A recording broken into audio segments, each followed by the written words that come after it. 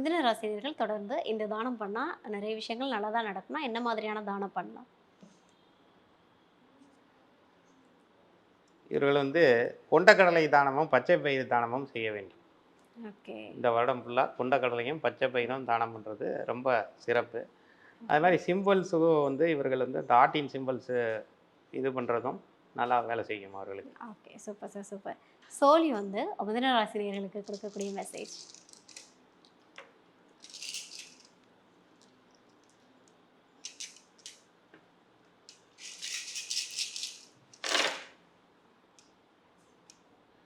7 வந்தாலே சுபம். அப்ப நவகிரகங்கள் முதல்ல 7 கிரகங்கள் தான். அதுக்கப்புறம் தான் ராகு, கேதுங்கிற அந்த 2 கிரகங்கள் அ வந்தது. ம். கலிகாலத்தில் அவர்களின் ஆளுமை தான் அதிகமாக இருக்கும்.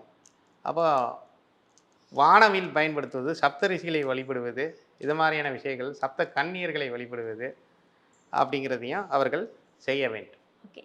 சாய்பாபா சொல்லக்கூடிய மெசேஜ் என்ன சார்? ஆழ்ந்த உள் நம்பிக்கை. உனது ஆழ்ந்த உள் நம்பிக்கையானது உன் துன்பங்களையும், கவலைகளையும் அடக்கி மேலோங்கட்டும். அதாவது கடவுள் மீது அதீத நம்பிக்கை வைத்து, நம்ம உள்ள இருக்கிறது தான் கடவுள். மனசாட்சியப்படி நடந்தோம் அப்படின்னா, இந்த துன்பங்களும், கவலைகளும் இல்லாமல் அவர்கள் இந்த வருடத்தில் சுபிட்சமாக இருப்பார்கள் அப்படிங்கிறத சாய்பாபா மெசேஜ் சொல்லுது.